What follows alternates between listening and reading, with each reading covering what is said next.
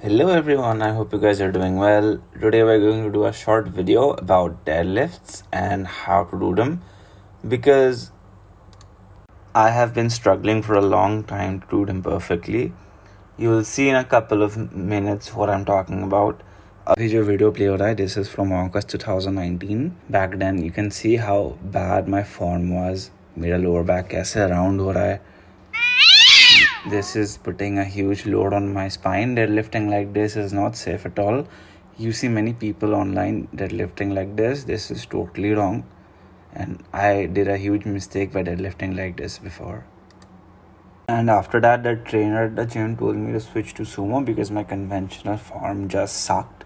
And I did. I switched to sumo. My form was relatively okay and I was able to lift heavier weights using sumo, but instead of solving the issue, I was finding a fix for it, a workaround if you will.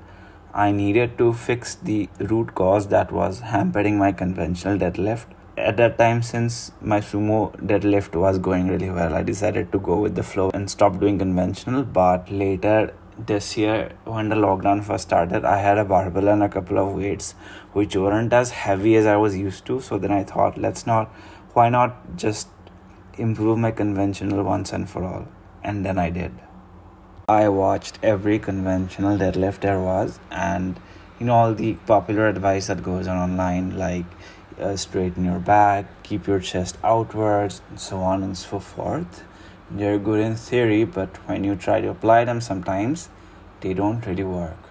I tried these advices initially when I wanted to master my conventional deadlift, but I just wasn't able to.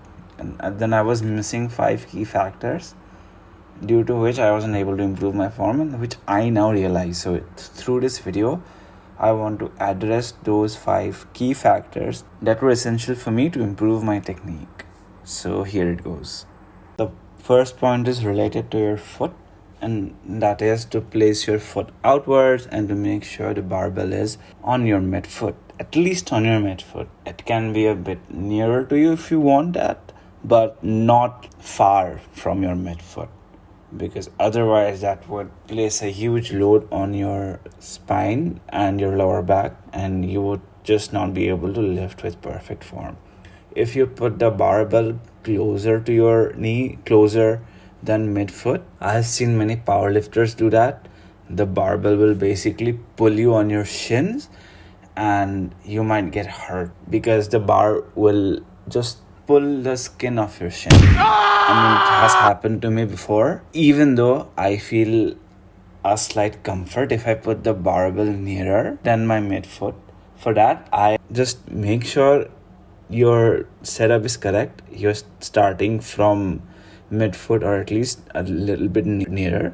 Alright, the second point for today is knee placement. You need to know where your knees should be relative to your hands. As you can see on the video, my knees are actually crossing my hands and my knees are resting on my hands as shown above. You need to make sure that your knees are resting on your hands as well. At least they're touching your hands and resting like that. Because if you put your hands in front of your knees, that will not be a conventional deadlift. That will actually be a stiff leg deadlift. It's another variation of the deadlift. Know the difference between a stiff-legged deadlift, conventional deadlift, and a Romanian deadlift. The 3 of them should be used extensively in a good weight training program, and you should incorporate all 3 into your routine. The difference that the conventional deadlift has from the stiff-legged deadlift is that you put your knees in front of your hand, and what that does is it lets you create a leg drive using your quads, which is used to move the bar from the bottom.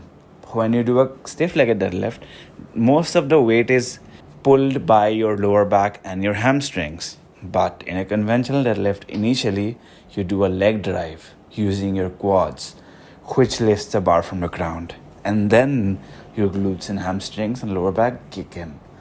So make sure you do a conventional deadlift the way it is supposed to be done, that is conventionally. We went from your feet to your knees, and now for the third point, we're going to your hips. We're going from bottom up. When I first started deadlifting, I noticed that my hips always used to shoot up. That really concerned me, and I couldn't find any solution online. I tried Googling, I tried going through YouTube, and all the answers were really banal. So, what I've noticed is that if your hips shoot up, it's usually because you are more stronger at where your hips shoot up. So, instead of bringing your hips down, you should start performing the exercise from the elevated hip. In other typical exercises, when, for example, when you do a bicep curl, you're curling the weight from bottom to top. Your biceps initially at the start of the position, they're elongated, and when you do the curl, they're contracted, right?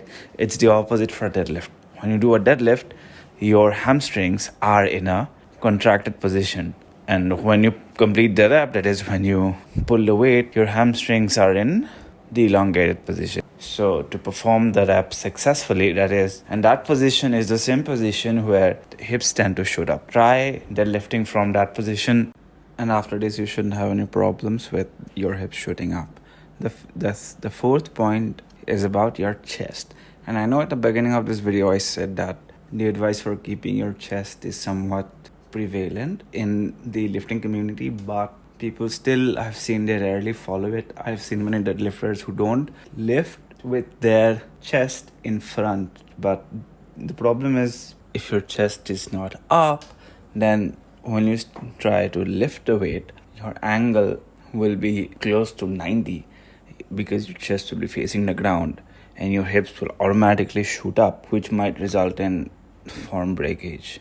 So every aspect of the deadlift is connected with something else. So you'll find that one point might be related to another point, and that's important because the deadlift is a full body exercise. Your hips, your hamstrings, your quads, your lower back, everything gets involved. So tweaking something on one body part might show up in something else. You have to keep your chest up so that the angle is somewhat between 45 and 90 so that you are in an optimal position to lift the weight up. Trust me, not many people follow this, and you have to.